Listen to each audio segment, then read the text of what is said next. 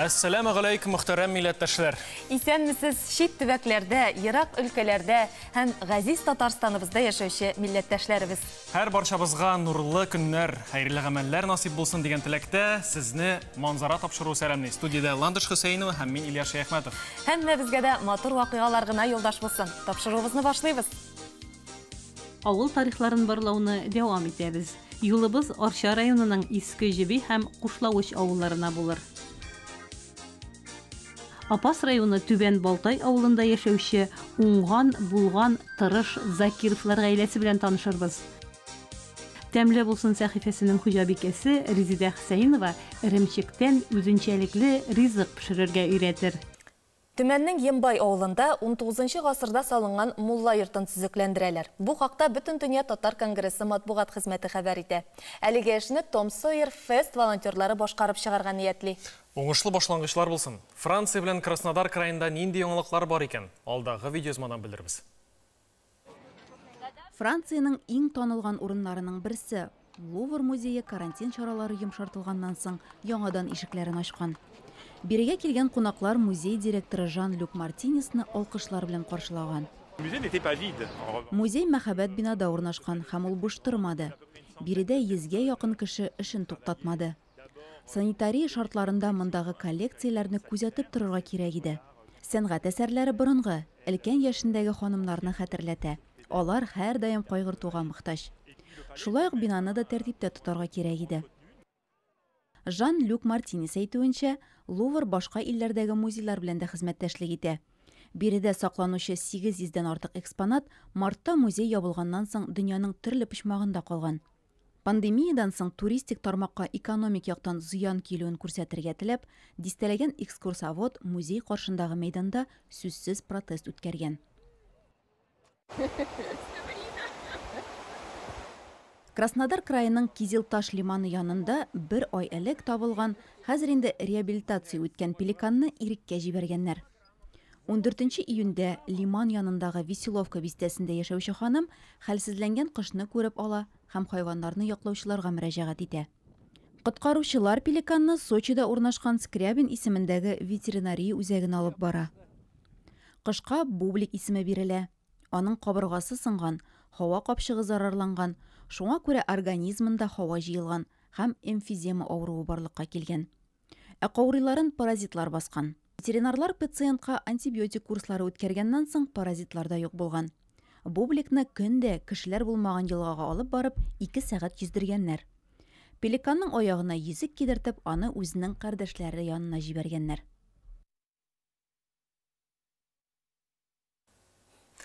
Дөнья яңалыклары белән таныштык, үзебезнең төбәкләргә кайтып, Арчага юл алыйк. Халкыбызның бийек шагыйре Габдулла Тукай дөньяга килгән Кушлавыч авылы һәм шулай ук Иске Җилби авылы тарихлары белән танышырбыз. Олы буын вәкилләре сөйләвенә караганда, борын заманнарда авыл урынына 2 кеше килгән. Аларның берсе елганың бер як ярына, икенчесе икенче як ярына йорт салган. Тора-бара бер-берсенә бик нык охшаган 2 урам барлыкка килгән һәм шуннан чыгып авылны Кушлавыч дип атаганнар. Тагын инде фаразлар һәм рәсми мәгълүматлар бар икән. Алдагы видеозмада. Иске Җилби авылы гаҗәеп матур табигать кочагында урнашкан. Яшәүчеләре дә гөреф-гадәтләрне саклап, матур итеп, тормыш итеп яталар. Иске Җилби авылы Татарстанның Арча районында урнашкан. Авылга 17нче гасырда нигез салына. 18-19 гасырның беренче яртысында халкы дәүләт крестьяннары катлавына кергән. Бу чорда халыкның төп кәсебе терлекчелек һәм игенчелек. Шулай ук кирпич басу, он тартучылар да булган. Иске Җилби авылында 1930 елларда Красин колхозы иреша, ә инде 1951 елда ул Югары Сәрдә авылында эшләп килгән Сталин колхозы белән берләштерелә. Аларның колхоз рәисе булып Камаев Кашабаб эшли. 1960 елларда колхозларны эреләндерү чорында инде 3 авылны берләштереп Кушлавыч, Иске Җилби, Югары Сәрдә авыллары Тукай колхозына оеша. Бу чорда авылда төрле биналар, мәктәп, клуб, куян һәм тавык фермасы эшли башлый. Күмәк хуҗалык халыкны бердәм итә. Бүгенге көндә авылда 29 хуҗалыкта 90 кеше яши. Авылдашлар җыелып хәләл кишләре белән авылга таш юл җәйдергәннәр. Алар моның турында шатлык һәм горурлык белән сөйли.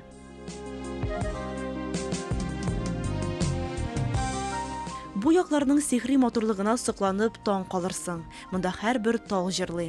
Җиле синең белән уйнаклап болын күлләренә дәшә. Авыл буйлап бара торгач, Аю күленә килеп җиткәнебезне сизми дә калдык. Риваятлар буенча, монда аюлар булган.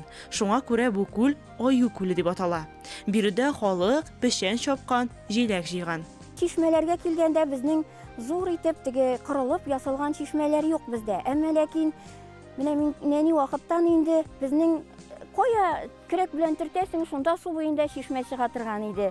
Борынгыдан сөйлиләр иде менә шушы елга аркылы гына безнең Габдулла Тукайның туган авылы Кушлавыч, ике авыл арасын кешеләр бер-берсен күрмәгәннәр, кап-кара урманнар булган дип. Бу дөрескә туры килә дә инде. Монда ике авыл арасында безнең бик калын торыфлык ята. Сугыш елларында шушы торыфны чыгарып, яга торганда булганнар әле. Бүгенге көндә исә ике авыл уртасында дуслыкларын, бердәмлекләрен саклап торучы басма бар. Иске Җилби һәм Кушлавыч.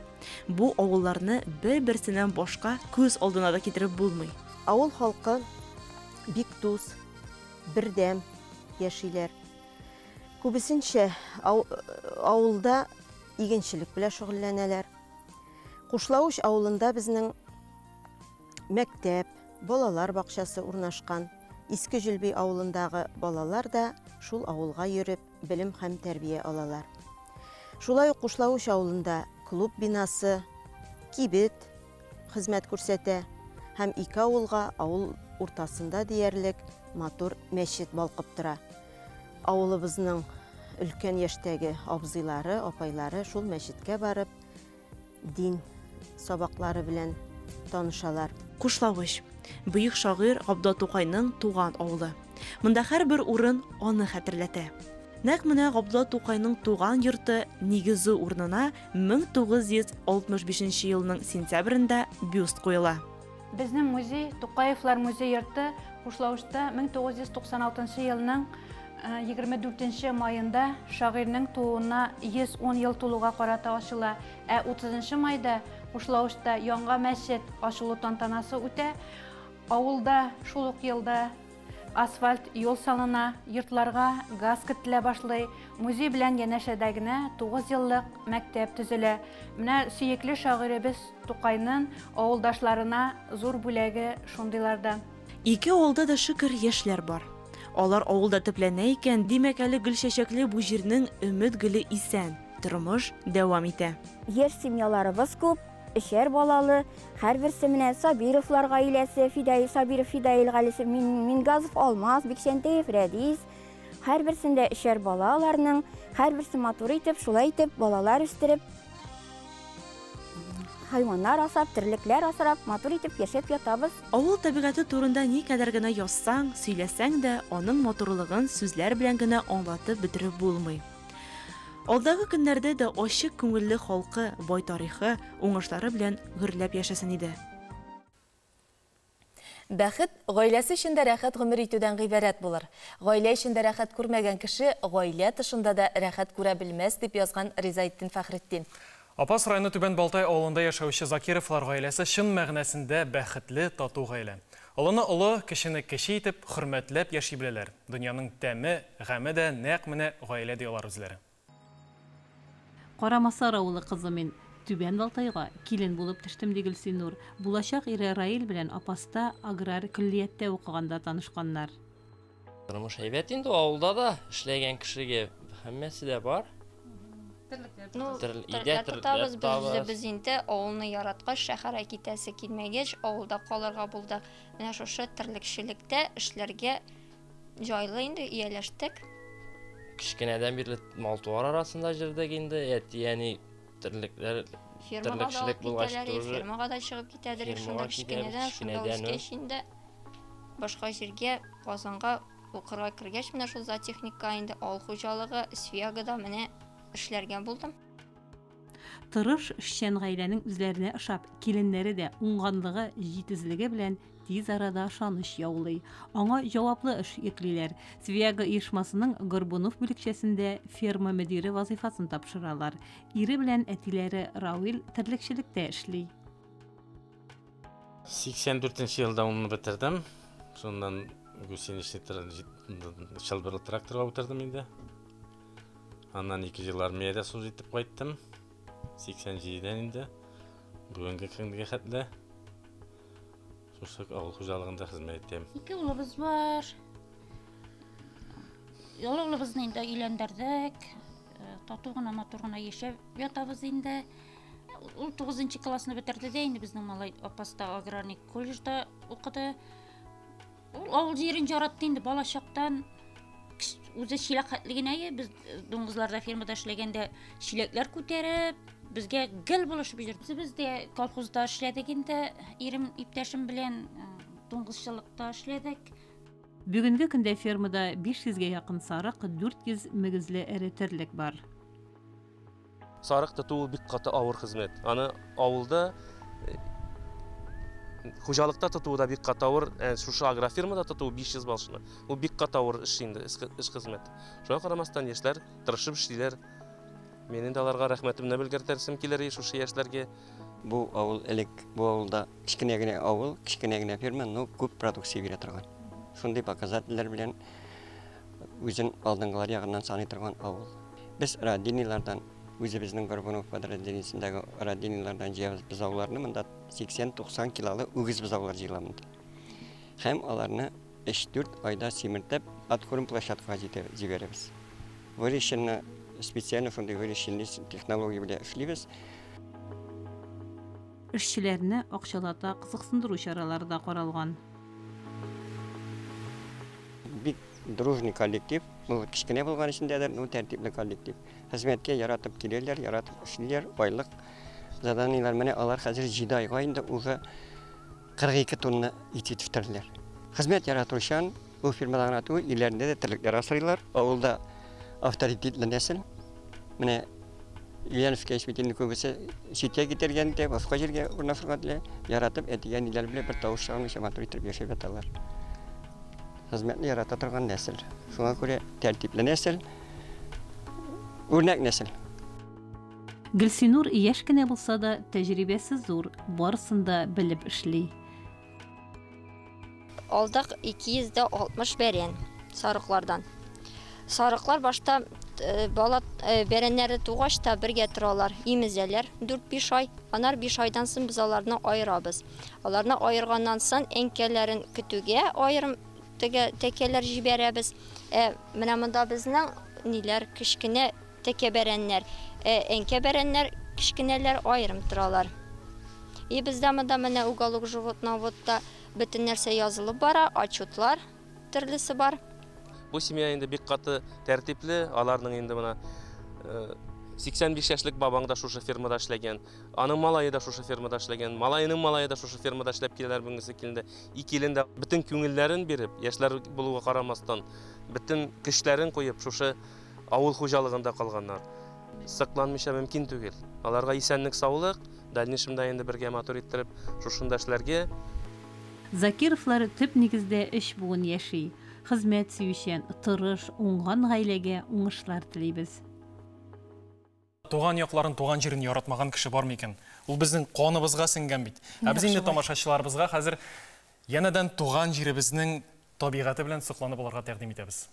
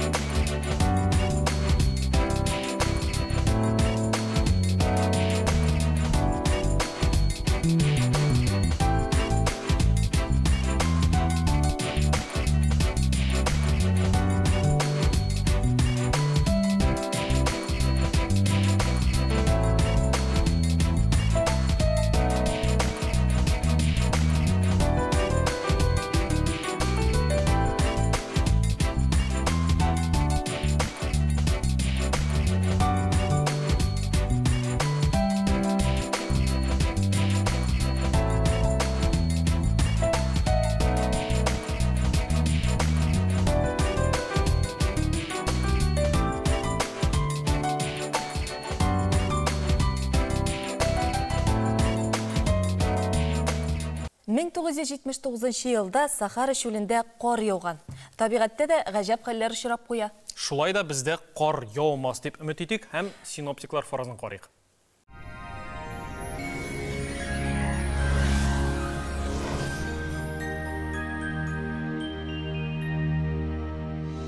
Исәнмесез, барыгызга да хәерле иртәләр. Яндекс погода мәгълүматы буенча көньяк көнчыгышта Бөгелмә Баллазына кайда кояшлы 28 градус җылы. Төньяк көнчыгышта Түбән Кама ярчалы Алабугада аязучан болытлы һава, кыска вакытлы яңгыр көтелә 30 градус җылы. Төньяктан Актаныш Әгерҗе Менделеевскида болытлы, урыны белән яңгыр җылылык 29 градус. Төньяк көнбатыштан аязучан болытлы һава, яңгыр явачак 28 градус җылы. Көньяк көнбатышта Болгар буа Чүпрәледә эссе, кыска вакытлы яңгыр булу ихтимал 31 градус җылы.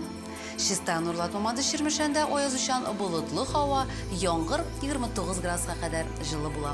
Киләсе тәүлектә шулай ук эссе һава торышы саклана. Мәркәзебез Казанда аязучан болытлы һава, урыны белән кыска вакытлы яңгыр явачак, көндез 29-31 градус җылы. Җил төньяк көнчыгыштан уртача тизлектә. Атмосфера басымы теркемеш баганасының 752 мм тәшкил итә. Һаваның чагыштырмача дымлылыгы 46%. Җирнең магнит кырым тыныч. Һава торышы турында әлегә менә шулар иде, исән-имин булыгыз.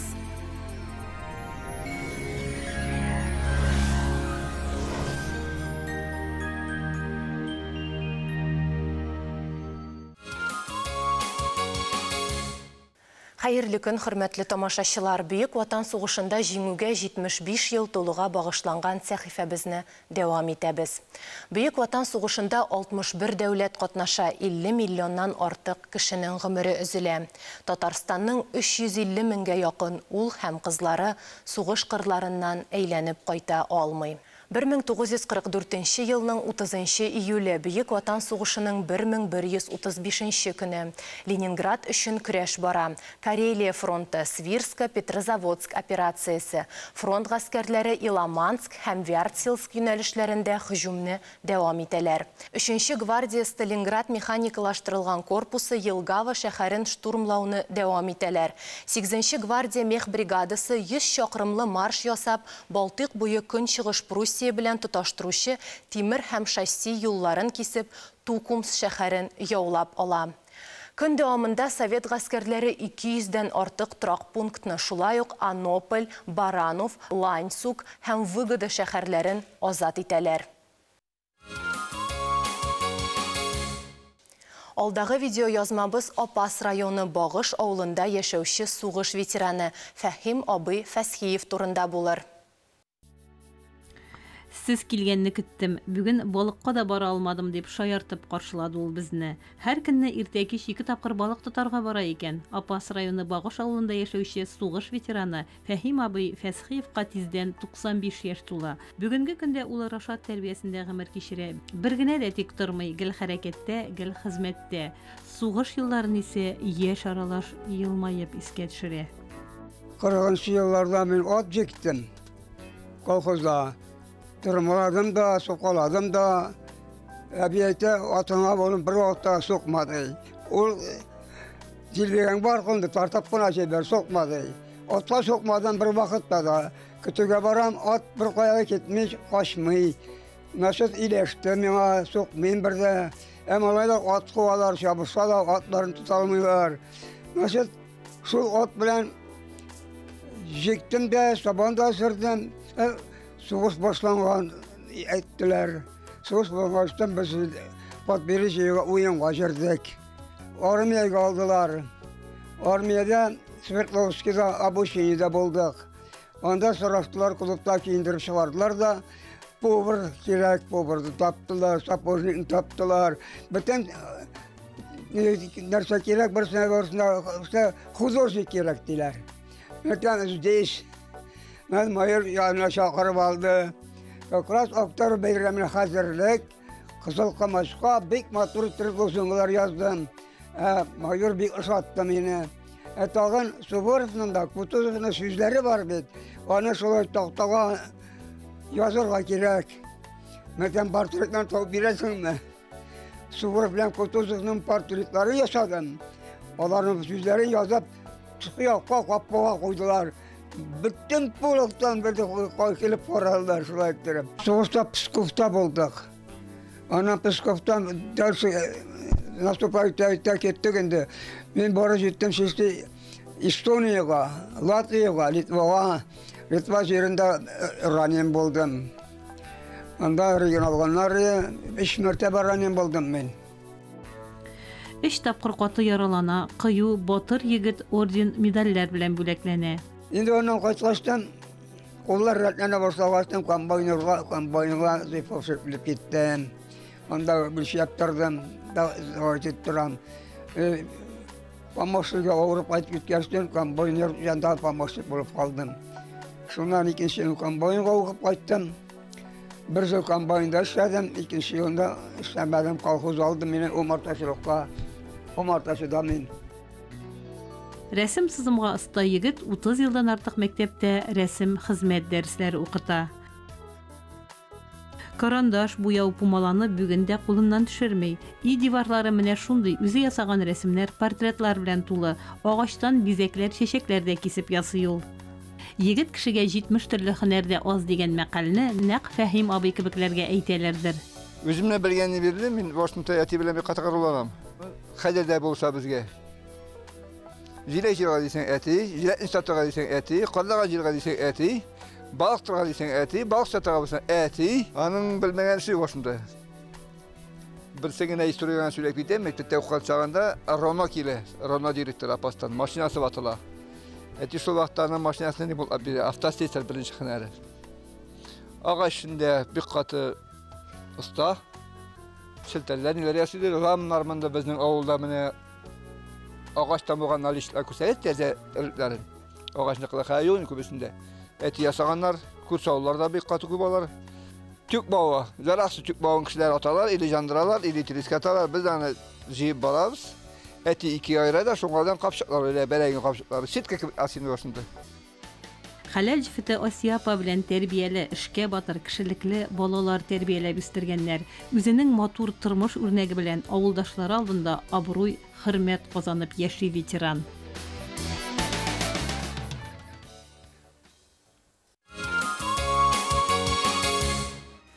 Бөек җиңүнең 75 еллыгы уңаеннан Татарстан Яңа гасыр каналы игълан иткән батырларга хат проектына килгән хатларны укуны дәвам итәбез.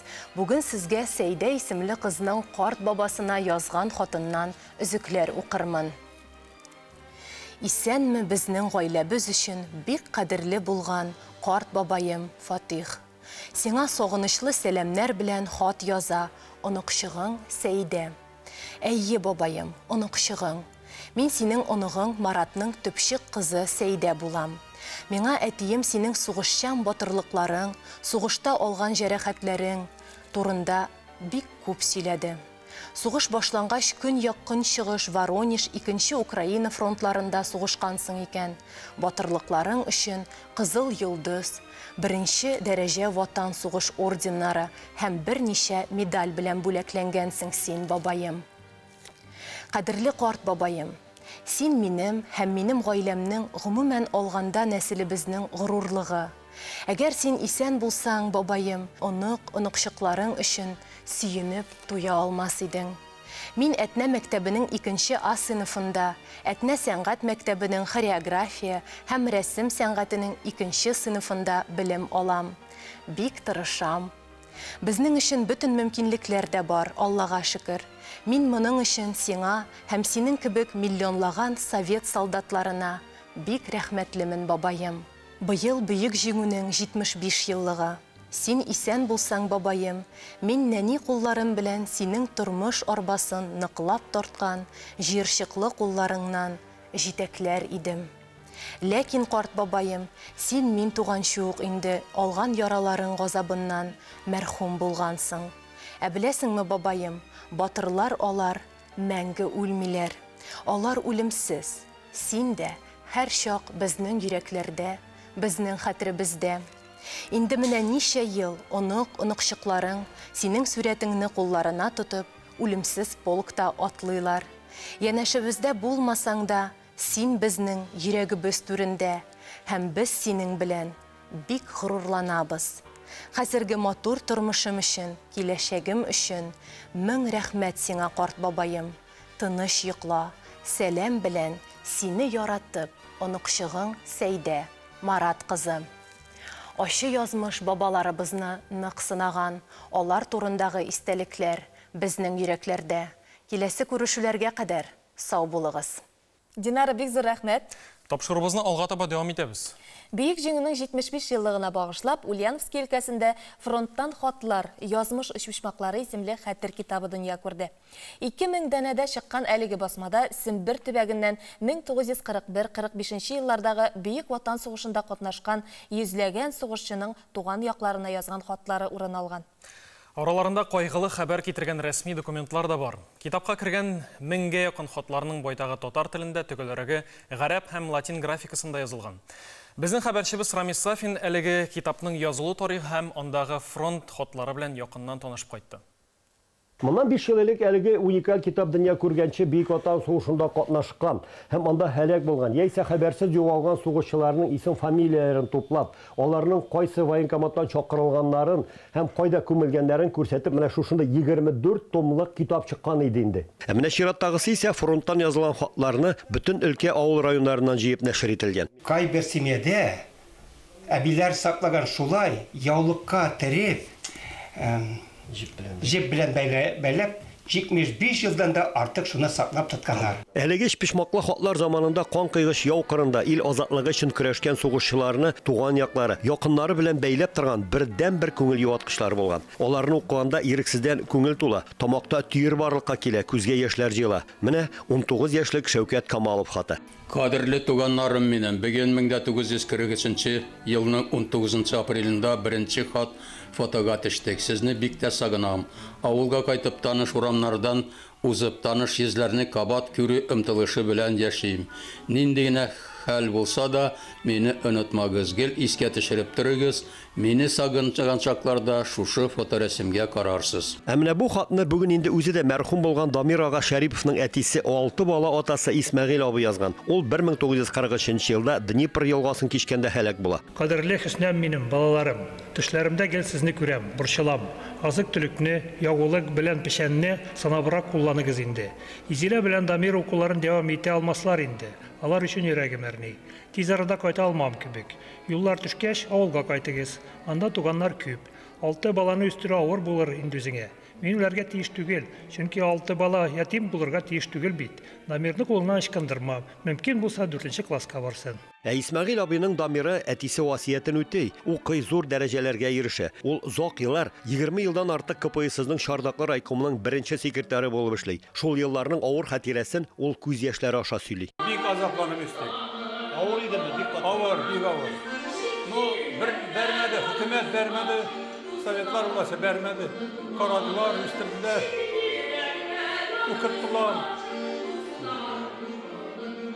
Бөтен сеңгелләрем югары белем алдылар, эшләделәр. Ульяновск өлкәсенең Каюм Насыр исемендәге мәгърифәт үзәге берничә ел элек фронттан килгән хатларны җыю белән шөгыльләнә башлаган иде. Хәзер анда берничә дистә хат саклана. Бу эш бүген дә дәвам итә. Алар әйтүе буенча без китсәк бу дөньяда бу хатлар кадерсезгә калыр дип уйлыйлар алар. Шуңа күрә дөрестәй эшлиләр. Безнең шушы Каюм Насыр үзәгенә килгән һәрбер тамашачы шушы хатлар белән танышалар. Павловка районы Евлеевка авылында туып үскән хезмәт ветераны Рәшит ага Шабакаев музейга истәлек итеп әтисенең фронттан язган 7 хатын бүләк итте. Бу хатлар турысында без беләр идек. Беләр идек, ләкин әнидән һәр вакытта мин сорар идем. Әтинең язган хатлары бар бит. Һәр вакытта күзләрен яшь тулып бәлә йыклар туга башлар иде. Шуның өчен без аны һәр вакытта инде күп борчылырга теләмәдек. Китапка кергән хатлар рус, татар, чуар телләрендә язылган. Татарча язганнарның байтагы латин һәм гарәп графикасында язылган. Ни кызганыч, фронттан хатлар китабы нибары 2000 данәдә генә басылып чыкты. Сембер Ульяновск өлкәсендә беренче тапкыр басылып чыккан фронт хатлары дигән уникаль хәтер китабының җаваплы сәркатибе Кудус Мәхәммәтшин өлкә татар милли мәдәни автономиясе утырышында Өмет газетасы редакциясенә һәм татар мәдәният үзәге музеена да бүләк итте. Хәзер һәр теләгән кеше редакциягә һәм музейга килеп, авыр сугыш еллары рухын саклаган хәтер ел язмасы белән якыннан танышала. Безнең халык шундый уңган ул. Кулына балта эләксә балта уйната, әллә нинди сәнгать әсәрләре туып кына тора. Осталар кулларында эш кораллары биеп кенә тора. Аш-суга килгәндә безнең хуҗабикәләрдән дә остараклар бар микән? Тәмле булсын сәхифәсендә Резида Хөсәйнова бүген эремчек пилмәне пешерергә өйрәтер. Ассаламу алейкум, хөрмәтле тамашачылар. Бүген без сезнең белән урысчалап әйтим әле, ленивые вареники, ялкаулар варениги пешерәбез. Аның өчен безгә эремчек кирәк булыр. Эремчекне инде мин миксер аша издем. Әгәр миксерыгыз булмаса, сито аша чыгара аласыз. Un, каймак, атланмай, 2 йомырканың сарысы һәм 1 тулы йомырка. Яшел суган һәм тоз кирәк була. Суны инде мин менә кабызып куйдым, суым кайнап утыра. Менә әле мондый вареникны пешергәнегез юктыр. Подачага инде табынга бирер өчен без инде каймак әзерләп куйдык. Кемдер инде сыйыр майы белән бирә ала. Бисмиллаһир-рахманир-рахим. Эшебезне башлыйбыз. Менә эремчекне әзер дип әйттем инде мин. Без анда хәзер вак кына иттереп яшел суган да турап куябыз. Бездә аны авылда казан эремчеге диләр. Менә шул казан эремчеген пешергәндә яшел суган кушасыз микән сез? Юк микән? Менә әз генә мин әле кушып җибәрәм. Һәм инде вареникны ясаган вакытта, ашаган вакытта мин аннан тоз тәмәтеп торганын яратам.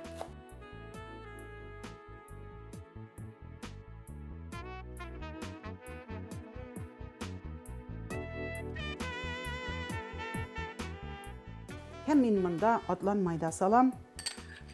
Ул примерно 1 аш кашыгы. Һәм без аны әйбәтләп шулай болгатабыз. Тоз инде әлбәттә сибәбез. Һәм әкренләп кенә без моңа он истибез. Менә он салып, әкрен генә болгатабыз. Хәзер он салабыз.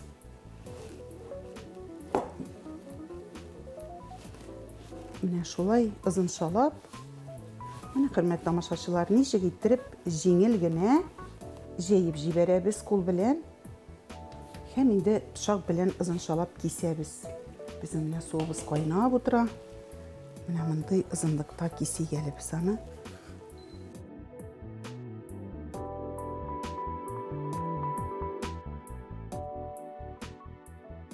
Менә инде безнең суыбыз кайнап утыра. Хәзер әкренләп без аларны суга салабыз.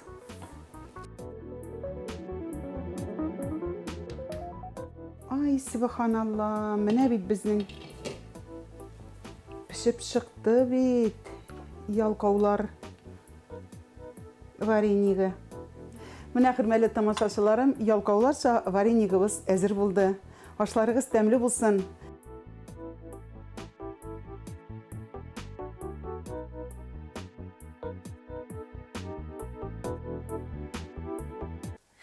Кардиологлар хәрәкәттә бәрәкәт икәнен фәнни рәвештә исбатлаганнар. Табиблар 100дән артык өлкән яшьтәге кешенең йөрәк тамырларын тикшергән. Бакчаларында актив эшләгән 82 әби бабайның тамырлары хәрәкәтсез яшәүче яшьтәшләренекенә караганда күпкә сәламәт һәм сыгылучан булып чыккан. Димәк, хәрәкәттә бәрәкәт ул аксиома. Бакчаң бар икән хәрәкәтсез торырмын димә, чөнки андагы эш берсе артыннан берсе тезелеп кенә тора. Алда безне бакчачы киңәше көтә. Җәйнең соңгы аена керәбез. Бу вакытта бакчачыларның шактый гына эше эшләнгән. Элгергән уңышны җыясы, үсә торганны ашлыйсы, сиркәлисе, саклыйсы, кыскасы эшнең иге-чиге юк. Теплицада кыярны да, помидорның да, борычның да уңыш бирә торган вакыты. Менә шул уңышны вакытында югалтуларсыз җыеп алыр өчен сезгә берничә киңәш. Кыяр минем бер тапкыр өскә менеп җитте. Мин аны бит инде технология буенча хәзер җибәргә тиешим өстән. Ну, мин аны өскә җибәрмәдем, мин аны аска төшердем. Аска төшердем, менә булай иттереп, кольцо ясадым да мин аны, менә булай иттереп, менә кольцо. Бу где-то 80 сантиметр инде. Аска төшердем. Ни өчен аска төшердем? Чөнки закон, табигатьнең законы бер. Аллаһ Тәгалә шулай яраткан, әгәр дә сиркәләнмәсә чәчәк, аталанмаса, Орлык булырлык булмаса, анда плод булмый. Ягъни, менә бу сиркә монда аталмаган булса, бу кыяр булырга тиеш түгел. Сиркәнең монда бөтен әйбер сиркәдән тора. Сиркәнең иң өстәге югары ноктасы 28-дән дә артык булса температура, анда сиркә фертильный була, ягъни эшләми, үлгән була ул. Сиркәсе була, ләкин үлгән була. Аталандырлык була алмый. Шуның өчен безнең теплицада үсәргә тиеш үсемлек түшәмдә түгел, теплицаның уртасында. Я булмаса астында. Менә шулай итеп бу төшкән. Усиклары юк. Чөнки мин аларны кисеп барам. Усикларны менә буларны мин мондый вакытта ук кисеп барам. Июль айы рәхәтләнеп кыяр белән сыйлана торган чир. Менә шушы вакытта без аларны тиешенчә ашламалар белән сыйларга бурычлы. Нигездә бу максатка калий һәм фосфор препаратлары кулланыла. Газоны трава. Менә газоны траваны алдым да, мин монда салам. Нәрсә бирә ул безгә? Нәрсә бирә ул безгә? Менә бу журган ул. Менә журган дым. Менә дым монда. Әгәр дә башка көннәрне кыярга 3 көн су сипмәсәң, аның яфраклары шәлпәрәйеп пешә. Менә мондый чиракта газоны траваның үләнен шунда салгач, дым бер кая китмей, чөнки юрган кебек тотып тора ул, һәм дым фақат китә генә транспирация дип атала инде ул, үсемлекнең үзенең тәненнән чыга да су яфраклардан испарация ителә. Һәм фотосинтез кылына шу. Ягъни мәсәлән, без монда суны максималь файдаланабыз фақат үсемлек өчен. Менә шул. Бу әйбер кирәк. Беренчедән шүбедә юк, аннары шүптә үсми битендә күреп торасыз. Аннары көз көне ул юрган калная моның кадәр булып, үзе ишерә башлый. Үзебез беләбез, ишергән вакытта органик матдә җылы чыгара һәм теплицада көз көне салкын вакытларда ул яңадан дополнительный источник тепла булып тора. Кешеләр әйтәләр, менә минем кыярым ширли. Ни өчен ширле кыяр? Кыярга су булырга тиеш фақат җылы. Әлбәттә, кипятильник белән, самовар белән суны җылытып булмый кыяр өчен, помидор өчен. Менә идеальный случай. Менә мондагы су кичәгенәктә салынган салкын су иде. Моның температурасы бүген хәзер уже 16-18 градус. Ул көнгә иләгә җиткәнчә, ул җиткәч сәгать кичке 5ләргә 20 градуска була. Менә монда инде аның урыны күп түгел. Бу югыйсә 1-2 рассадылык. Мин аны менә монда берсен, тегендә берсен куям. Менә монда 250 литр, менә моннан җитә. Шуның өчен су булырга тиеш кыярга җылы. Кыяр туфракта да, һавада да дым булганны ярата. Кыярга су еш сибергә кирәк, тик су җылы булсын. Аның үсеше һава торышы белән бәйле. Салкынча булганда суны еш сипмәскә кирәк. Петроға кадәр үлән шифасы яфракта, Петродан соң тамырда диләр. Сары мәтрүшкә, җир җиләге һәм каен җиләге яфраклары, кылыч үлән, сазанак, су борышы, зәңгәр мәтрүшкә, әрекмән тамыры – булар барысы да июль айында җыела. Саны китсән һәммәсенең файдасы бихисап. Бүген мәтрүшкәнең файдалы үзенчәлекләрен барларбыз.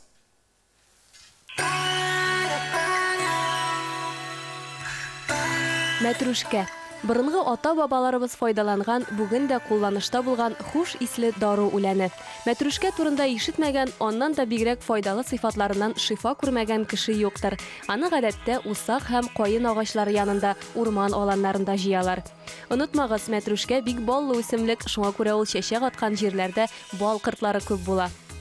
Элек мәтрүшкәне мәхәббәт үләне дип атаганнар, ләкин аны сөю хисен көчәйтү өчен түгел, ә киресенчә ирләрнең дәртен басар өчен кулланганнар. Чыннан да артык күп кулланганда мәтрүшкә ир-атларның сәламәтлегенә тискәре йогынты ясарга мөмкин икән. Шуңа күрә бу үлән хатын-кызларныкы булып санала. Беләсегез килсә, мәтрүшкәне халык медицинасында гына түгел, кулинариядә дә киң кулланалар. Төрле илләрдә аны тәмләткеч буларак ашамлыкларга кушалар. Германиядә мәтрүшкә казылык үләне дип атала, чөнки аны танылган немец казылыгына һәм итле ризыкларга өстиләр. Ә Италиядә мәтрүшкә милли ризык пицца составына да керә. Шуңа күрә биредә аны пицца үләне дип йөртәләр. Безнең илдә үсемлекне гөмбә ризыкларына кушалар, куас ясыйлар. Мәтрүшкәдә С витамины, эфир майлары күп. Бу үлән нерв системасына ашказан эшчәнлегенә уңай тәэсир итә, бронхит һәм үпкә ялкынсынуын, үт куыгы, бавыр авыруларын дәвалый. Мәтрүшкә төнәтмәсен компресс буларак та кулланалар. Ул тиредәге бетчәләрне бетерә, баш авыртуын баса. Популяр рецептларның берсе мәтрүшкәне сөт белән кайнату. Мондый ысулга тавыш карлыкканда, ютәлләгәндә мөрәҗәгать итәләр. Онытмагыз, һәрбер үләнне куллану алдыннан табиб белән киңәшләшү мәслихәт. Сәламәт булыгыз. Дип әйтәм дә, Гармон татар халкының яраткан уен коралы. Элек менә бер мәҗлестә бер аулагы да гармонсыз узмаган. Руслан Габитов моң сандыгы сәхифәсендә нәкъ менә гармон хакында сөйләр. Исәнмесез, хөрмәтле тамашачыларыбыз. Моңлы сандыгыбыздагы тагын бер музыка уен коралы белән танышачакбыз. Игътибар миннән табышмак. Бер телемдә ике тавыш. Кыңгыравым шыңлатам, биетәм дә, җырлатам да, кирәк булса елатам. Бу нәрсә? Бу гармон. Гармоннар алар бик күп төрле булалар. Ә монысы, дуслар, Саратов гармоны. Саратов гармоны үзенчәлекле рус гармоннарының бер төренә керә. Аның үзенчәлекле каты тембры һәм аның ике кыңгырауы бар. Бер яктан, икенче яктан 10 тимәсе бар. Әйдәгез якыннанрак танышыйк. Менә ул Саратов гармоны. Гармоннар гомумән 3 өлештән тора. Менә уң як өлеше, сул як өлеше һәм уртада күрек була, дуслар. Менә әйткәнемчә, сул якта, аста һәм өстә бершәр кыңгырау тора. Икенче якта менә шундый түгәрәк 10 тимә. Аның төрле вариантлары булырга мөмкин. Һәм дә инде әйткәнемчә, аның көчле тавышы һәм урыс гармоннарына хас бер тимәгә басып тартканда бер төрле тавыш чыга, япканда икенче төрле тавыш чыга. Әйдәгез инде бераз тарихына да кагылып китик. Гармон беренче тапкыр 1855 елда ясалына. Беренче остахана Карелин Николай Геннадьевич тарафыннан ясалына. Һәм гармоннар агачтан киселеп, бархыттан, күннән матур итеп тышлап ясалына торган була. Шунысын әйтергә кирәк, мәсәлән, 20нче гасыр башында бер ел эчендә Саратов өлкәсендә, мәсәлән, 8000гә якын гармон ясыйлар. Менә күз алдына китерегез, бүгенге көнгә кадәр никадәр гармон ясалынган. Һәм инде сезнең шундый сорау туырга мөмкин. Ни өчен бүгенге сәхифәдә без сөйлибез урыс гармоны турында? Чөнки, дуслар, бу гармонда яратып уйныйлар Астраханда яшәүче милләттәшләребез, Астрахань татарлары. Шунысын әйтергә кирәк, Астрахань татарлары аны Саратов гармоны дип түгел, саз дип йөртәләр. Гармонны саз дип йөртәләр. Ни өчен Тальян гармонда уйнамыйлар, Саратов гармонда уйныйлар? Чөнки Астрахань губерниясе ул вакытта Саратов губерниясына якын урнашкан була һәм дә инде элемтәләр тыгыз бәйләнешле булган була. Шуңа күрә махсус Саратов гармонда уйныйлар. Инде гармон турында сүз чыгарганбыз икән, әйдәгез гармонны да тыңлап китик, гармон тавышларында. Махсус гармонда профессионал уйнаучы музыкантны, дустыбызны чакырдык, Булат Шарипов. Әйдәле Булат, ничек матур яңгырый гармон, тыңлап китик әле.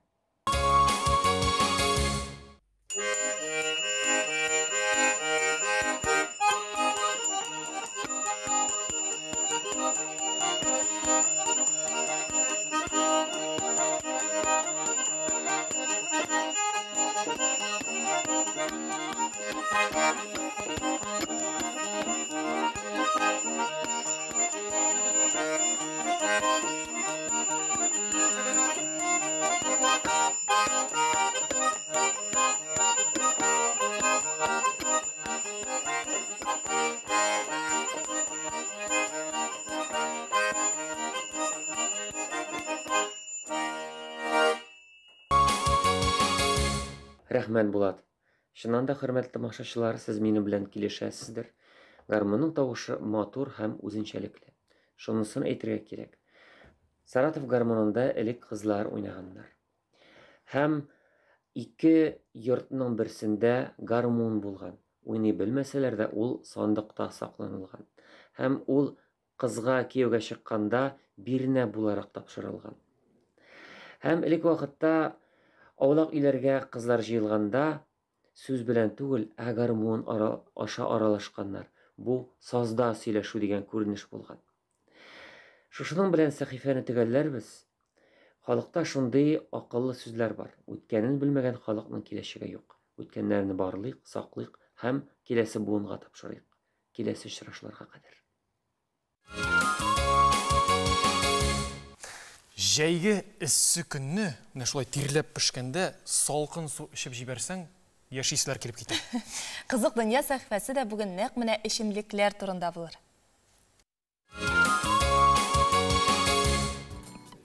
Хәерле көн, хөрмәтле тамашачылар. Бүген Чилләдә файдалы булган эчемлекләр турында сөйләшеп алыйк әле. Һәр илдә алар үзенеке, бездә каты, квас, лимонад, суык чәй эчәргә яратсалар, Израильдә яшелчә, җиләк-җимешләрдән төрле смузи ясыйлар икән. Эквадорда җиләк-җимеш согына салкын сөт кушалар. Ә менә Мексикада арчада дип аталучы эчемлекне яраталар. Аны әзерләү өчен кайнаган суга куертылган сөт, дөге, шикәр комы, бәдәм һәм дарчин истиләр. Тулырак рецепты белән киләсе видео язмада танышык. Игътибар экранга.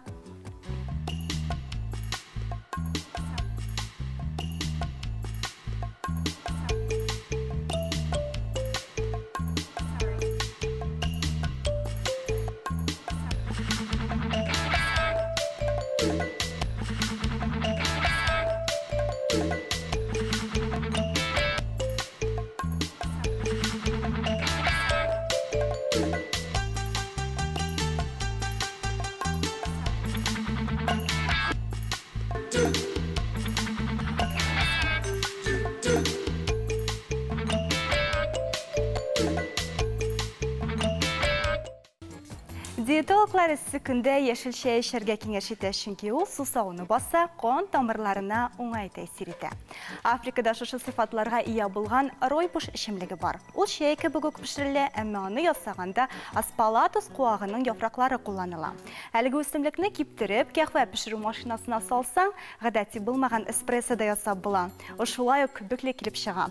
Әмма алдан кисәтән бик каты, аны су яисә сөт кушып эчәргә туры киләчәк.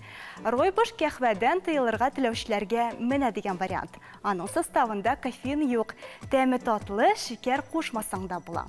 Диетада утыручыларга бер дигән.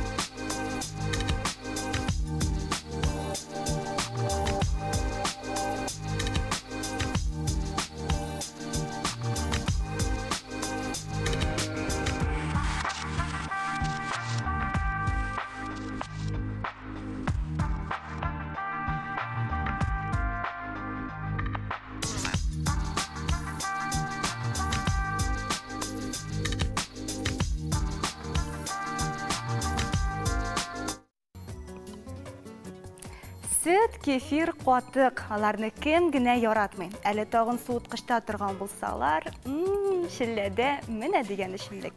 Һиндстанда да сөтле продуктларны яраталар. Бик эссе булганда ласси ясап эчәләр икән.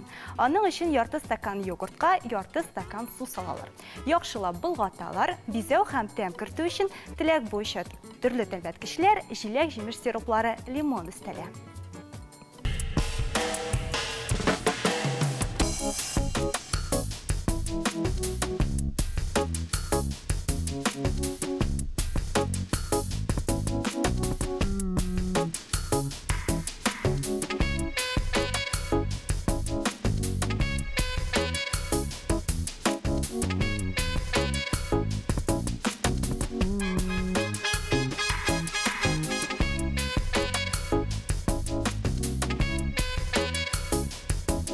Көньяк Америкада эссе көннәрдә кавын суын яратып эчәләр. Күп очракта маты чәе белән дә сыйланалар.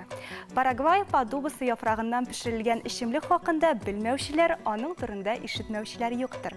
Соңгы 10 елда аны Европа кафе рестораннарында да әзерлиләр. Элекеге заманнарда маты индеецлар эчемлеге дип саналган. Аны төрле яллар үткәргәндә генә эчкәннәр. Матының шифалы үзлегенә ышанганнар. Бу чәйне әзерләү бик катлаулы процесс. Беренчедән, аны кабактан эшләнелгән махсус савыты булырга тиеш. Ул колебас дип атала. Икенчедән, суны берничә мәртәбә төрле температурада булганлыгын өстәргә кирәк. Тәртипне бозсаң, нәрсәнедер онытып калдырсаң, чәй гомумән икенче төрле булачак.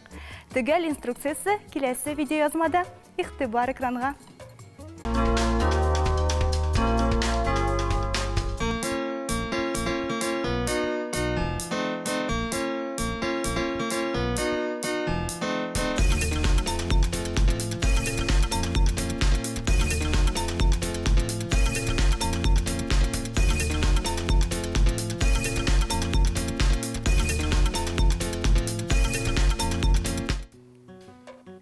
Организмны су белән тәэмин итү мөһим. Җәен бигрәк тә. Тәүлек норма 1 килограмм авырлыкка 30 мл су. Әйтик, 70 килограмм авырлыктагы кешегә көненә 2 литр су эчәргә кирәк дигән сүз. Аңа җиләк, җимеш, бөтнек өстәп җибәрсәгез, әле тәмле дә, файдалы да булачак. Бүгенгә менә шулар иде. Киләсе очрашуларга кадәр сау булыгыз.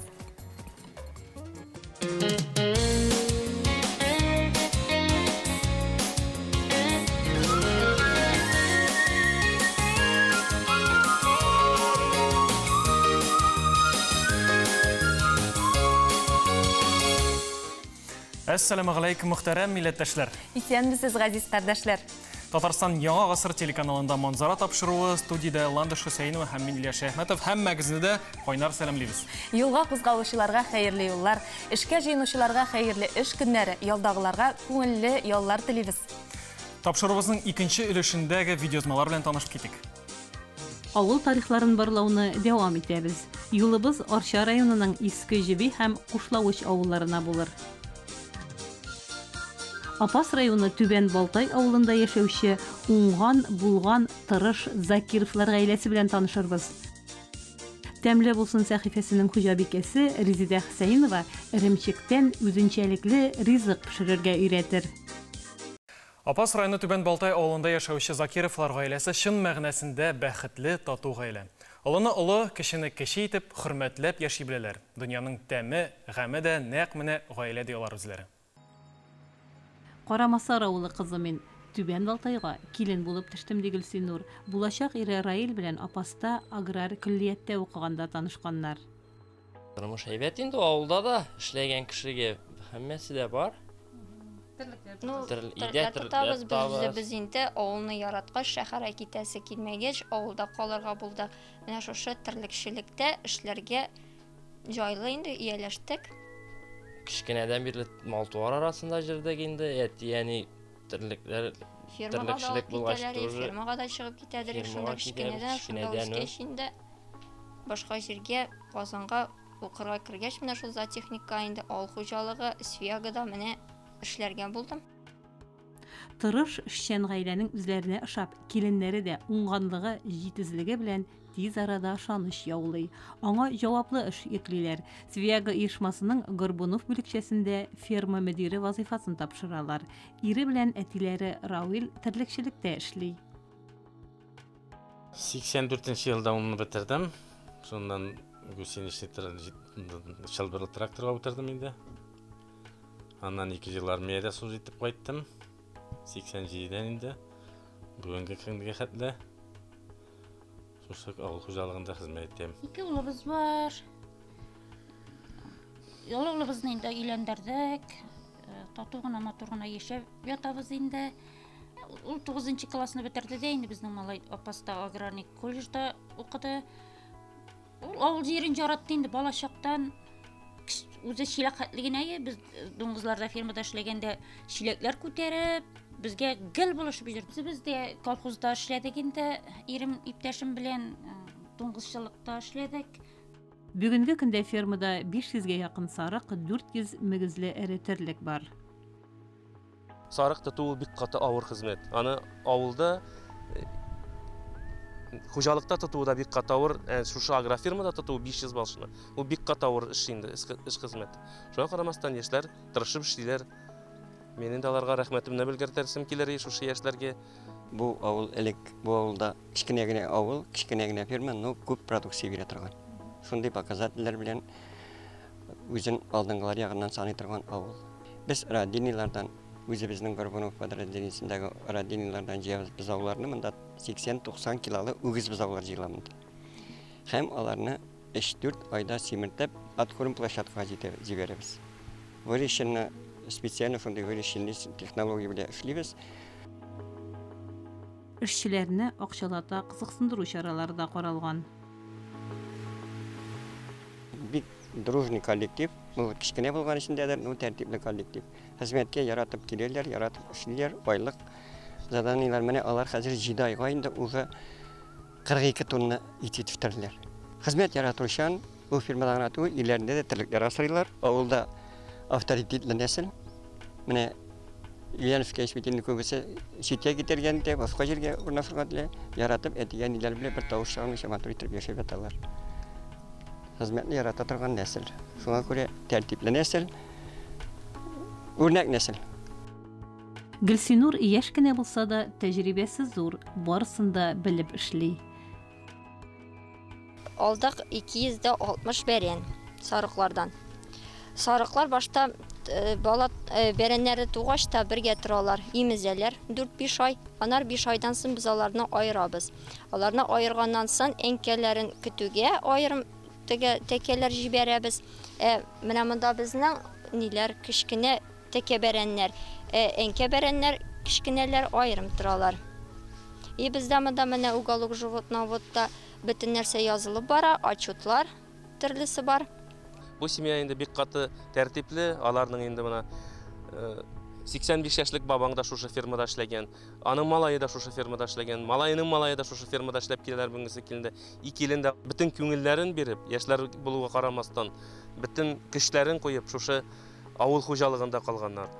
Сакланмыйча мөмкин түгел. Аларга исәнлек, саулык, дальнейшемдә инде бергә мотор иттереп, шушында эшләргә. Закировлар төп нигездә эш буын яши. Хезмәт сөючән, тырыш, уңган гаиләгә уңышлар телибез.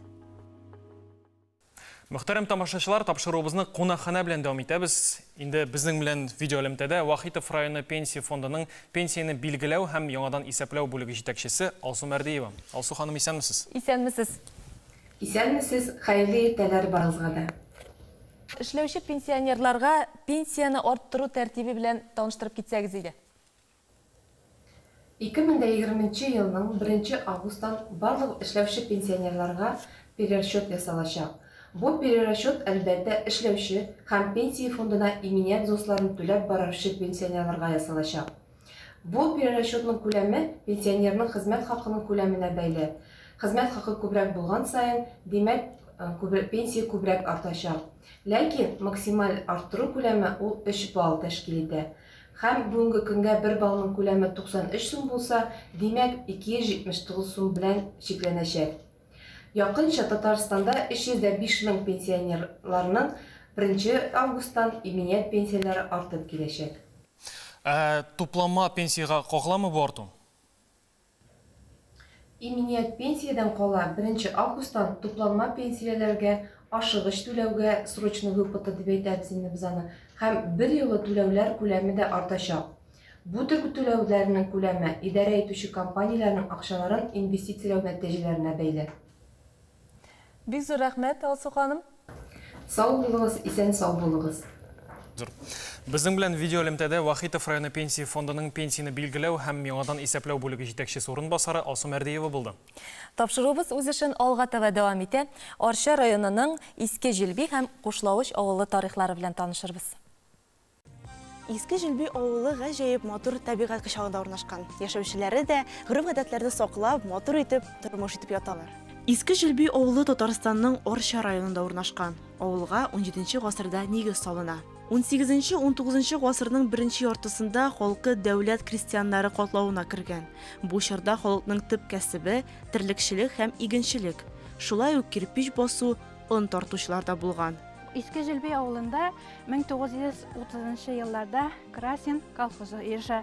Инде 1951 елда ул Югары Сәрдә авылында эшләп килгән Сталин колхозы белән берләштерелә. Аларның колхоз рәисе булып Камаев Кашабабы эшли. 1960 елларда колхозларны иреләндерү чорында инде 3 авылны берләштереп Кушлавыш, Иске Җилби, Югары Сәрдә авыллары Тукай колхозына оеша. Бу чорда авылда төрле биналар, мәктәп, клуб, куян һәм тавык фермасы эшли башлый. Күмәк хуҗалык халыкны бердәм итә. Бүгенге көндә авылда 29 хуҗалыкта 90 кеше яши. Авылдашлар җыелып хәләл кишләре белән авылга таш юл җәйдергәннәр. Алар моның турында шатлык һәм горурлык белән сөйли.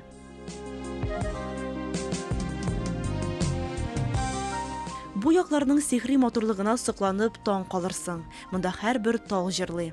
Җиле синең белән уйнаклап болын күлләренә дәшә. Авыл буйлап бара торгач, аю күленә килеп җиткәнебезне сизми дә калдык. Риваятлар буенча монда аюлар булган. Шуңа күрә бу күл аю күле дип атала. Биредә халык пешән чапкан, җиләк җыйган. Чишмәләргә килгәндә безнең зур итеп теге кырылып ясалган чишмәләр юк бездә. Әмма ләкин менә нәни вакыттан инде безнең кая көрәк белән төртәсең, шунда су буенда чишмә чыга торган иде. Борынгыдан сөйлиләр иде менә шушы елга аркылы гына безнең Габдулла Тукайның туган авылы Кушлавыч, 2 авыл арасын кешеләр бер-берсен күрмәгәннәр, кап-кара урманнар булган дип. Бу дөрескә туры килә дә инде. Монда 2 авыл арасында безнең бик калын торыфлык ята. Сугыш елларында шушы торыфны чыгарып, яга торганда булганнар әле. Бүгенге көндә исә 2 авыл уртасында дуслыкларын, бердәмлекләрен саклап торучы басма бар. Иске Җилби һәм Кушлавыч. Бу авылларны бер-берсеннән башка күз алдына да китереп булмый. Авыл халкы бик дус, бердәм яшиләр. Күбесенчә авылда игенчелек белән шөгыльләнәләр. Кушлавыч авылында безнең мәктәп, балалар бакчасы урнашкан. Иске Җилби авылындагы балалар да шул авылга йөреп белем һәм тәрбия алалар. Шулай ук Кушлавыч авылында клуб бинасы, кибет хезмәт күрсәтә һәм 2 авылга авыл уртасында диярлек матур мәчет балкып тора. Авылыбызның өлкән яшьтәге абзыйлары, апайлары шул мәчеткә барып дин сабаклары белән танышалар. Кушлавыч. Бөек шагыйрь Габдулла Тукайның туган авылы. Монда һәрбер урын аны хәтерләтә. Нәкъ менә Габдулла Тукайның туган йорты нигезе урынына 1965 елның сентябрендә бюст куела. Безнең музей, Тукаевлар музей йорты Кушлавычта 1996 елның 24 майында шагыйрьнең тууына 110 ел тулуга карата ачыла. 30 майда Кушлавычта яңа мәчет ачылу тантанасы үтә. Авылда шул ук елда асфальт юл салына, йортларга газ кертелә башлый. Музей белән янәшәдә генә 9 еллык мәктәп төзелә. Менә сөекле шагыйребез Тукайның авылдашларына зур бүләге шундыйларда. 2 авылда да шөкер яшьләр бар. Алар авылда төпләнә икән, димәк әле гөлчәчәкле бу җирнең өмет гөле исән, тормыш дәвам итә. Яшь семьяларыбыз күп, эшәр балалы, һәрберсе менә Сабировлар гаиләсе, Сабиров Фидаил гаиләсе, Мингазов Алмаз, Бикшәнтәев Рәдис, һәрберсендә эшәр балаларның, һәрберсе матур итеп, шулай итеп балалар үстереп, хайваннар асап, терлекләр асрап, матур итеп яшәп ятабыз. Авыл табигаты турында никадәр генә язсаң, сөйләсәң дә, аның матурлыгын сүзләр белән генә аңлатып бетереп булмый. Алдагы көннәрдә дә ачык күңелле халкы, бай тарихы, уңышлары белән гөрләп яшәсен иде.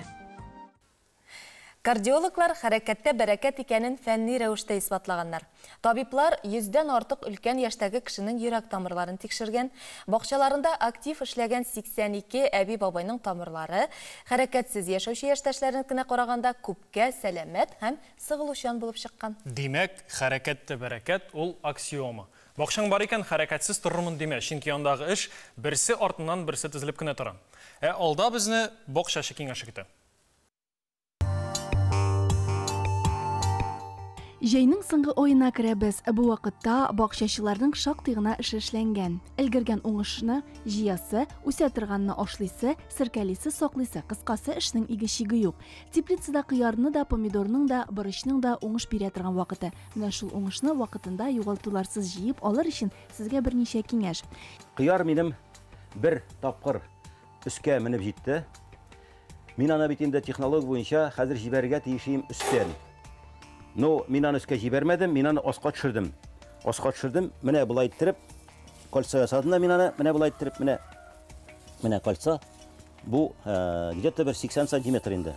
Аска төшердем. Ни өчен аска төшердем? Чөнки закон, табигатьнең законы бер.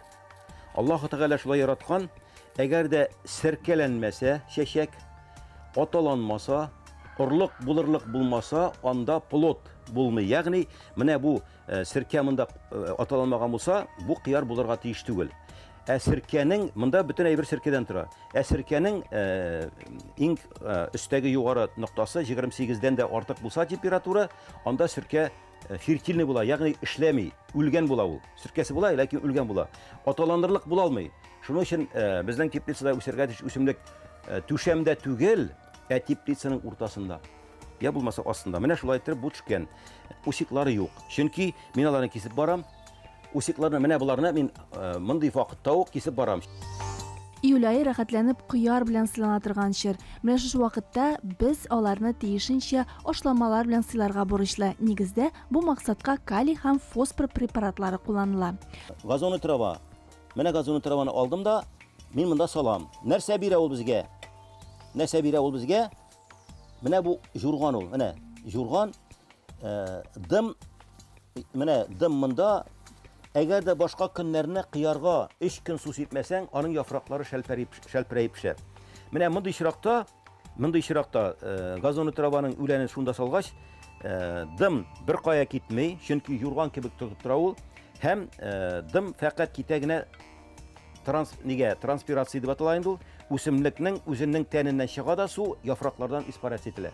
Һәм фотосинтезда калган шу. Ягъни мәсәлән, без монда суны максималь файдаланабыз фақат үсемлек өчен. Менә шул. Бу әйбер кирәк. Беренчедән шүбәдә юк, аннары шүптә үсми битендә күреп торасыз. И аннары көз көне ул юрган калыная моның кадәр булып, и үзе ишерә башлый. Ә үзебез беләбез, ишергән вакытта органик матдә җылы чыгара һәм теплицада көз көне салкын вакытларда ул яңадан дополнительный источник тепла булып тора. Кешеләр әйтәләр, менә минем кыярым ширли. Ни өчен ширли кыяр? Кыярга температура су булырга тиеш фақат җылы. Әлбәттә, кипятильник белән, самовар белән суны җылытып булмый кыяр өчен, помидор өчен. Менә идеальный случай. Менә мондагы су кичәгенәктә салынган салкын су иде ул. Моның температурасы бүген хәзер уже 16-18 градус. Ну ул көнгә иләгә җиткәнчә ул җиткәч сәгать кичкә 5ләргә 20 градуска да була. Менә монда инде аның урыны күп түгел. Бу югыйсә 1-2 рассадылык. Мин аны менә монда берсен, тегендә берсен куям. Менә монда 250 литр, менә моннан җитә. Шуның өчен су булырга тиеш кыярга җылы. Кыяр туфракта да, һавада да дым булганны ярата. Кыярга су еш сибергә кирәк, тик су җылы булсын. Аның үсеше һава торышы белән бәйле. Салкын чабылганда суны еш сипмәскә кирәк.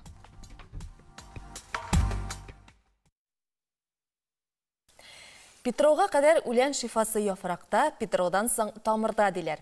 Сары мәтрүшкә, жир җиләге һәм кайын җиләге яфраклары, кылыч үлән, сазанак, су борышы, зәңгәр мәтрүшкә, әрекмән тамыры, булар барысы да июль айында җыела.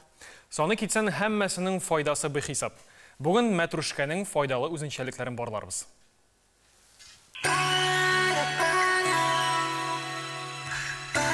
Мәтрүшкә. Борынгы ата-бабаларыбыз файдаланган, бүген дә кулланышта булган хуш исле дару үләне. Мәтрүшкә турында ишетмәгән, аннан да бигрәк файдалы сыйфатларыннан шифа күрмәгән кеше юктыр. Аны гадәттә усак һәм кайын агачлары янында, урман аланнарында җыялар. Онытмагыз, мәтрүшкә бик баллы үсемлек, шуңа күрә ул чәчәк аткан җирләрдә бал кыртлары күп була. Элек мәтрүшкәне мәхәббәт үләне дип атаганнар, ләкин аны сөю хисен көчәйтү өчен түгел, ә киресенчә ирләрнең дәртен басар өчен кулланганнар. Чыннан да артык күп кулланганда мәтрүшкә ир-атларның сәламәтлегенә тискәре йогынты ясарга мөмкин икән. Шуңа күрә бу үлән хатын-кызларныкы булып санала. Беләсегез килсә, мәтрүшкәне халык медицинасында гына түгел, кулинариядә дә киң кулланалар. Төрле илләрдә аны тәмләткеч буларак ашамлыкларга кушалар. Германиядә мәтрүшкә казылык үләне дип атала, чөнки аны танылган немец казылыгына һәм итле ризыкларга өстиләр. Ә Италиядә мәтрүшкә милли ризык пицца составына да керә. Шуңа күрә биредә аны пицца үләне дип йөртәләр. Безнең илдә үсемлекне гөмбә ризыкларына кушалар, куас ясыйлар. Мәтрүшкәдә С витамины, эфир майлары күп. Бу үлән нерв системасына ашказан эшчәнлегенә уңай тәэсир итә. Бронхит һәм үпкә ялкынсынуын, үт куыгы, бавыр авыруларын дәвалый.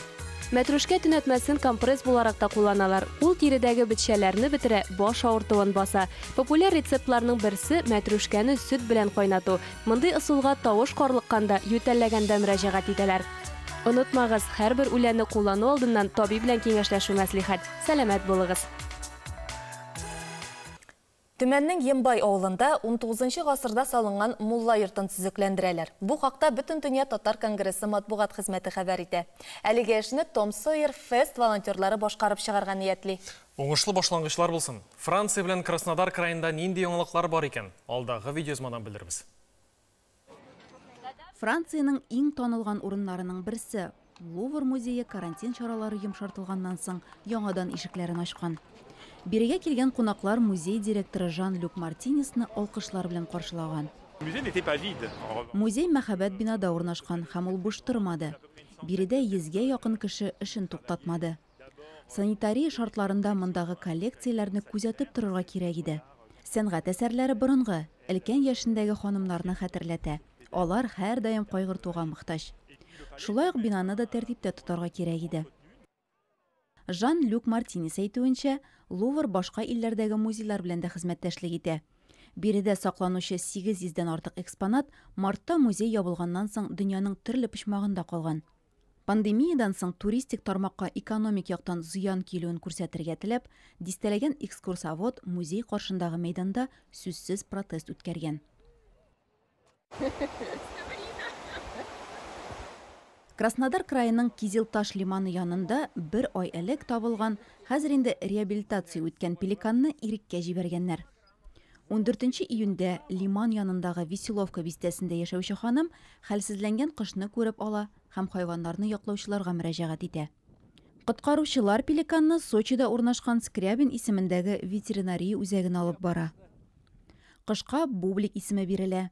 Аның кабыргасы сынган, һава капчыгы зарарланган, шуңа күрә организмында һава җыелган һәм эмфизема авыруы барлыкка килгән. Ә каурыйларын паразитлар баскан. Ветеринарлар пациентка антибиотик курслары үткәргәннән соң паразитлар да юк булган.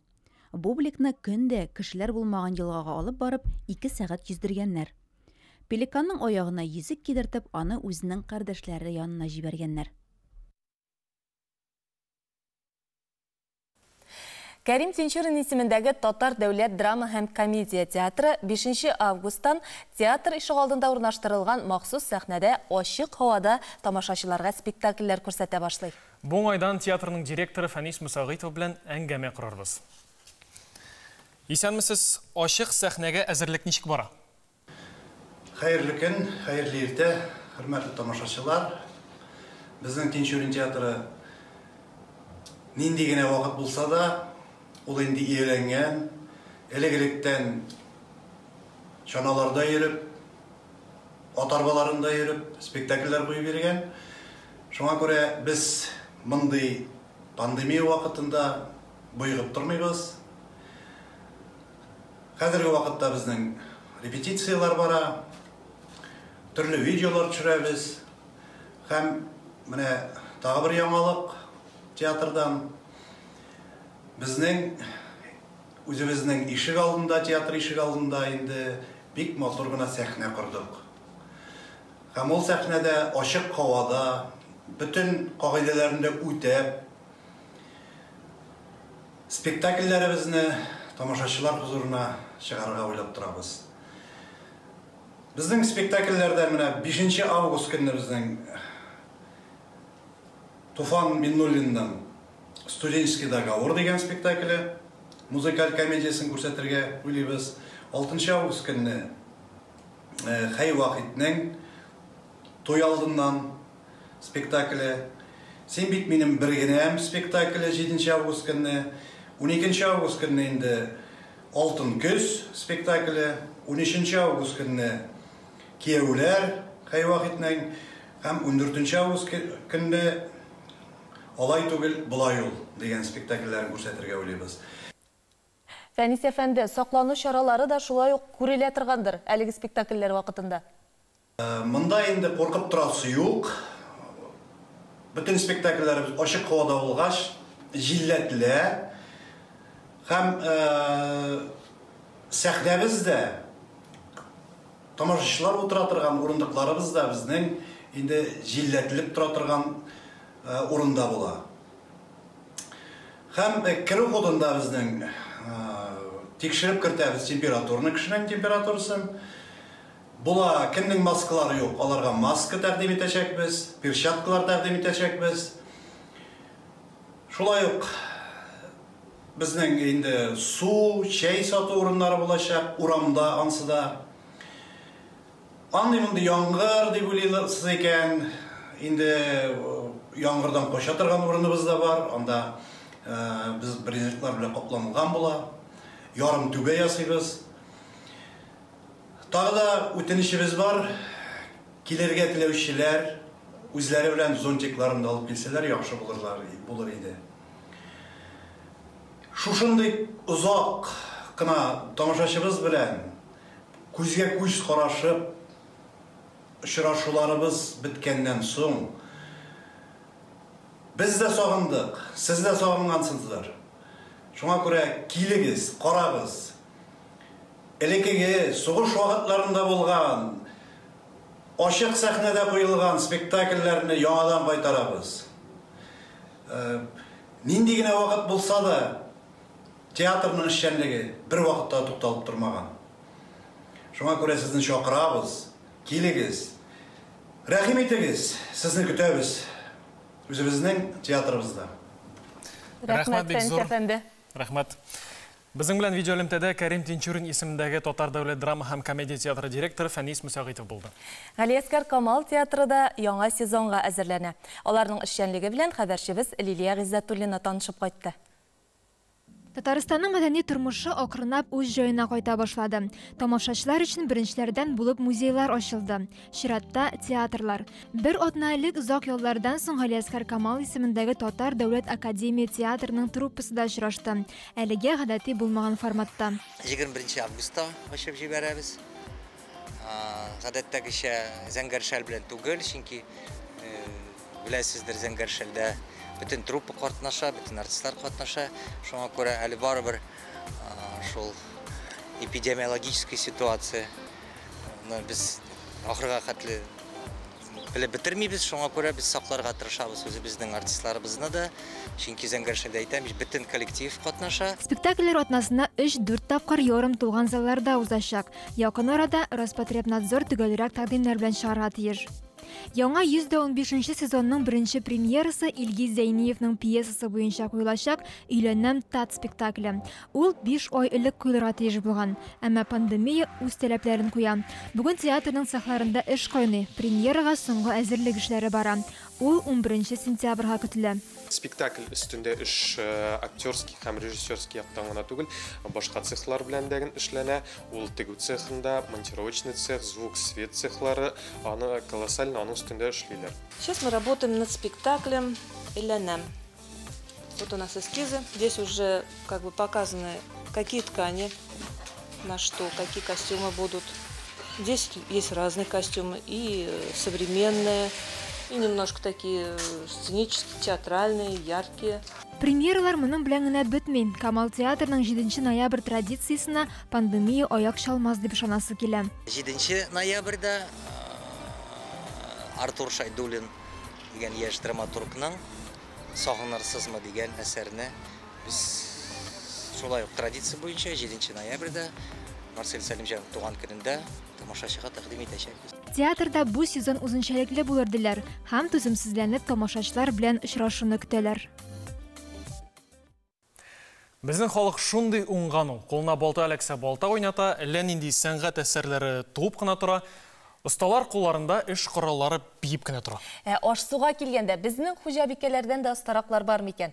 Тәмле болсын сәхифесінде Резида Хусейнова бүгін эремшек пилмені пішірерге үйретір. Ассаламағалейкум, хөрмәтле тамашачылар.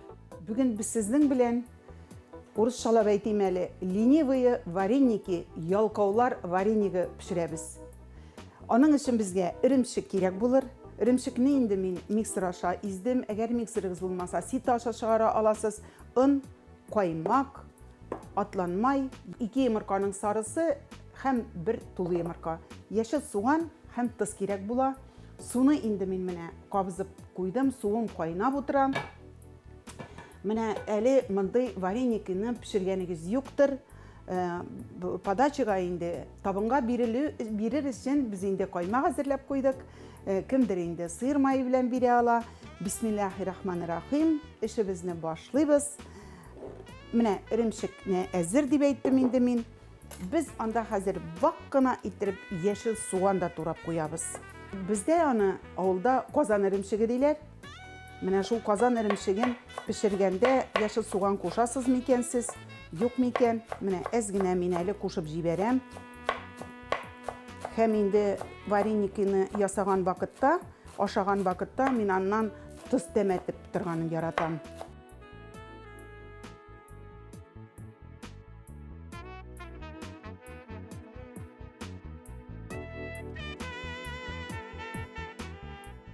Һәм мен мұнда атлан майда салам.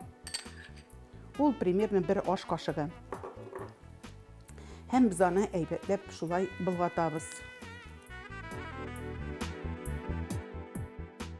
Тұз инде әлбәттә сибәбіз. Һәм әкренләп кенә біз моңа ын істейбіз. Менә ын салып, әкрененә былғатабыз. Хәзер ын салабыз.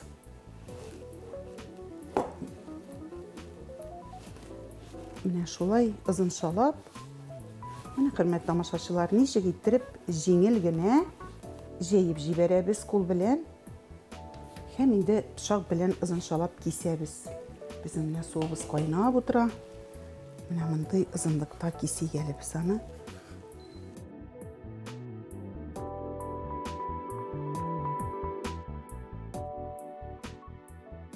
Менә инде безнең суыбыз кайнап утыра. Хәзер әкренләп без аларны суга салабыз.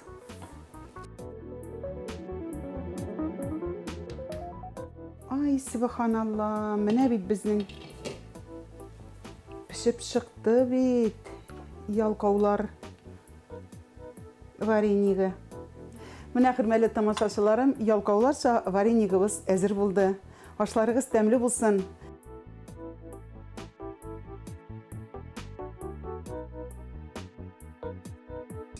Мөхтәрәм тамашачыларыбыз, тапшыруыбызның 30 июль пәнҗешәмбе чыгарылышы тәмам.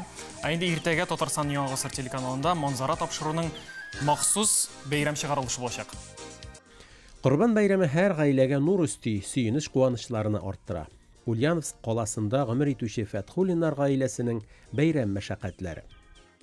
Кайбыш районының Мурза Бәрлебашы авылы табигатьнең кабатланмас сихри гүзәл пучмагында урнашкан. 16 гасырда ук оешкан авылның үткәндәге данлы сәхифәләрен күзәтербез. Апас районының Зур Күккүз авылында зур күргәзмә. Ул да әлеге җирлекнең саллы тарихын чагылдыра. Биредә хезмәт батырлары да, яу каһарманнары да онытылмаган. Иртәгә изге бәйрәмебез Корбан гаете. Һәммәгезне дә ихлас күңелдән котлыйбыз. Шалган корбаннарыбыз, укыган дугаларыбыз кабуллардан булсын дигән теләктә, Ландыш Хусейнова һәм мин Илья Шәйхмәтов сезнең белән киләсе чаршыларга хәзер саулашабыз. Сау булыгыз.